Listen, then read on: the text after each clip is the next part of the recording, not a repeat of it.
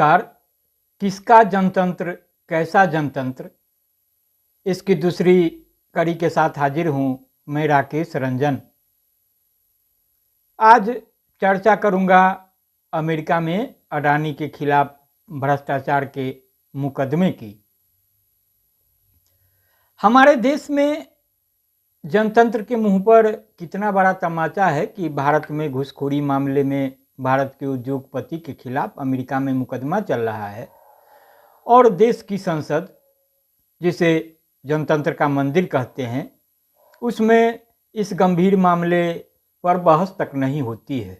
आमतौर पर कहा जाता है कि जनतंत्र जनता द्वारा जनता के लिए और जनता का शासन है, लेकिन देश की संसद ने अपने आचरण से साफ दिखा दिया है कि भारत का जनतंत्र देशी विदेशी पूंजीपतियों का शासन है, जिस पर वर्तमान में गौतम अडानी खेमे की सबसे मजबूत पकड़ है। इस मुद्दे पर बहस की मांग करते हुए विपक्ष ने एक सप्ताह तक हंगामा किया और संसद नहीं चल पाई, क्योंकि मोदी सरकार प्रतिबद्ध थी कि संसद में अडानी के भ्रष्टाचार के मामले पर बहस नहीं कराई जाएगी। अंततः विपक्षी गठबंधन के कुछ घटक दलों का धैर्य टूट गया और जनहित और राष्ट्रहित पर अडानी का हित भारी पड़ गया। अडानी के एक ही झटके से विपक्षी गठबंधन लड़खड़ा गया, अब तो बिखरने की कगार पर है। यही है हमारे देश के जनतंत्र का असली चरित्र। कांग्रेस हल्ला करती रह गई कि मोदी अडानी एक हैं, लेकिन संसद पर इसका कोई असर नहीं हुआ। आपको बता दें कि 3 कड़ी में इसे प्रस्तुत किया जाना है। पहली कड़ी को आपकी सराहना मिली, यह दूसरी कड़ी है। और बताया था आपको कि यह जो विश्लेषण है यह डॉक्टर राम कविंद्र का है। डॉक्टर राम कविंद्र समकालीन चिंतन के संपादक होते हैं। तो संसद में भले ही बहस नहीं हुई और गोदी मीडिया ने भले ही इसे दबाने की भरपूर कोशिश की, लेकिन सोशल मीडिया और कुछ एक अखबारों के जरिए जनता में यह बहस पहुंच ही गई। फिलहाल अडानी प्रकरण 4 बिंदुओं के इर्द गिर्द चर्चा में है।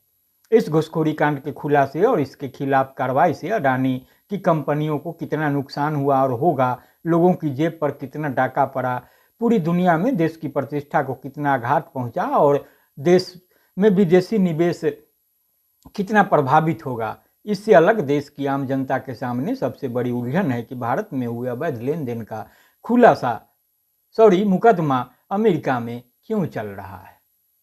इन सवालों पर आने से पहले यह देखा जाए कि इस मामले की शुरुआत कैसे हुई। 17 मार्च 2023 को गौतम अडानी के भतीजे सागर अडानी का अमेरिकी खुफिया विभाग फेडरल ब्यूरो ऑफ इन्वेस्टिगेशन, जिसे FBI कहते हैं संक्षेप में, के स्पेशल एजेंट के साथ सामना हुआ और उनके इलेक्ट्रॉनिक उपकरण जब्त कर लिए गए। इन उपकरणों से कई सूचनाएं प्राप्त हुई। मसलन अडानी की कंपनी ग्रीन एनर्जी और अजूड़े पावर को भारत सरकार के सौर ऊर्जा निगम यानी solar energy corporation of India से सौर ऊर्जा उत्पादन का ठेका मिला।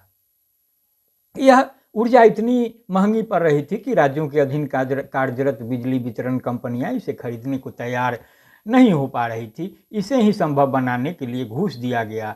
इस तरह की डील हुई। घूस की राशि लगभग $265 मिलियन यानी 229 करोड़ रुपया की गई थी। इस भारी भरकम राशि का बड़ा हिस्सा 1750 करोड़ रुपये आंध्र प्रदेश में खर्च हुआ या होना था। इसी छानबीन के आधार पर न्यूयॉर्क के जिला कोर्ट ने 21 नवंबर को अभियोग पत्र माने चार्जशीट स्वीकार कर गौतम अडानी, उनके भतीजे सागर अडानी और उनकी कंपनी के 6 अधिकारियों के खिलाफ गिरफ्तारी का वारंट जारी किया। अब तो मुकदमे की कार्रवाई भी शुरू हो चुकी है और इनसे जुड़े सारे मामले एक ही न्यायाधीश के अधीन आ गए हैं। तो अमेरिका में यह मुकदमा इसलिए हुआ कि अगस्त सितंबर जो 2 महीने हैं 2021 में ग्रीन एनर्जी ने 750 मिलियन, 1 मिलियन का मूल्य हुआ आपको 10 लाख रुपए, तो डॉलर के शेयर और बॉन्ड जारी किए थे, जिनमें अमेरिका, ऑस्ट्रेलिया और भारत समेत कई देशों के नागरिकों ने पैसे लगाए थे। इनमें $175 मिलियन के शेयर अमेरिका वासियों के लिए सुरक्षित थे। ग्रीन एनर्जी में अमेरिकियों के इसी निवेश ने इस कंपनी को अमेरिकी कानून के प्रति जवाबदेह बना दिया। तो अमेरिका में लागू विदेशी भ्रष्टाचार निरोधक कानून माने फॉरेन करप्शन प्रिवेंशन एक्ट 1977 है। तो उसके तहत किसी भी देशी कंपनी में अगर अमेरिकी नागरिकों का निवेश है और वह कंपनी भ्रष्टाचार में लिप्त है, इसे अमेरिकी निवेशकों से छुपाया गया है और इससे उन निवेशकों का अहित होता है, तो वह कंपनी इस कानून की नज़र में अपराधी मानी जाएगी। अब भारत में क्या होता है नहीं होता है, इस पर अलग संवाद करने की कोशिश करेंगे।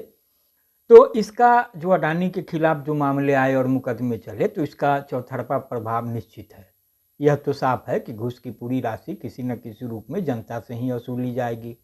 यह कारण नहीं है कि 2010 से 23 के बीच बिजली की कीमत लगभग दोगुनी हो गई, मतलब 3.55 रुपये प्रति किलोवाट घंटा से बढ़कर 7.11 प्रति किलोवाट घंटा मान लीजिए। इसमें अडानी के इस फैक्टर का योगदान कितना है, इसकी सही जानकारी नहीं है। कमर तोड़ महंगाई की मार से आहत जनता की जेब पर यह डाका नहीं तो क्या है। हिंडनबर्ग विवाद से लेकर अब तक अडानी के स्टेटस में काफ़ी गिरावट आया है। एक समय में उन्हें एशिया का सबसे बड़ा अमीर और दुनिया का दूसरा या तीसरा अमीर होने का गौरव मिल चुका था। हिंडनबर्ग के बाद वे 21वें स्थान पर खिसक गए थे। इस बार भी उनकी स्थिति के बारे में विभिन्न अलग अलग स्रोत अलग अलग दावे कर रहे हैं। बिजनेस स्टैंडर्ड का 21 नवंबर 2024 का आकलन है कि अडानी परिवार की संपत्ति में 20.1% की गिरावट आई है। वह 9.8 लाख करोड़ रुपए से घटकर 7.8 लाख करोड़ पर आ गई है, यानी 2 लाख करोड़ की चपत लग गई। तो अमेरिका में कार्रवाई के अगले दिन ही यह खबर आने लगी कि कीनिया के राष्ट्रपति विलियम रूटो ने ऊर्जा संचार और कीनिया हवाई अड्डे के विस्तार संबंधी समझौते रद्द कर दिए।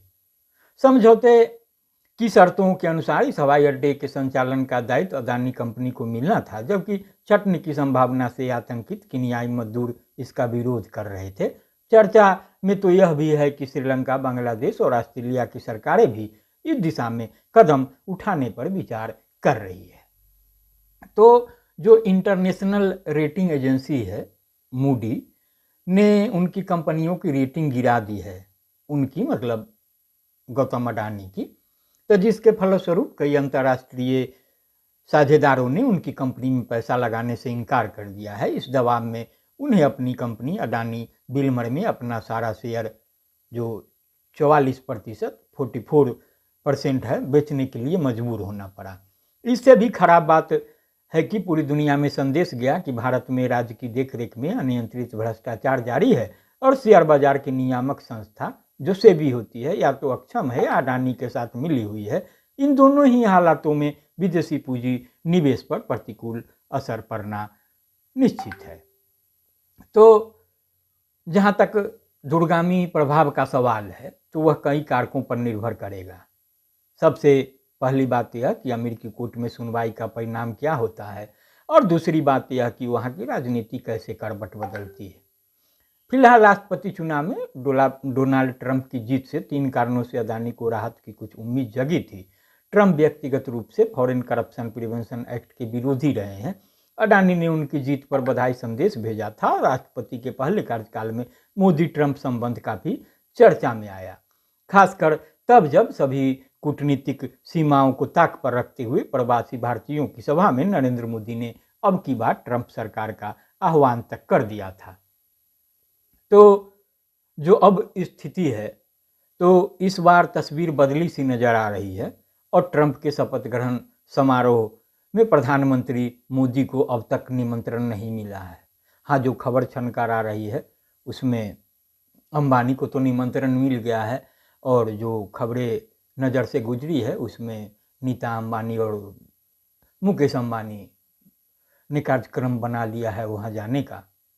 इस बीच एक खबर यह भी आई है कि जिस रिपोर्ट के कारण अमेरिका में गौतम अडानी के खिलाफ मुकदमा दर्ज हुआ, तो वह जो संस्था है तो वह संस्था बंद हो गई है और इस तरीके से बहुत खुशी देखी जा रही है जो अडानी का खेमा है उसमें।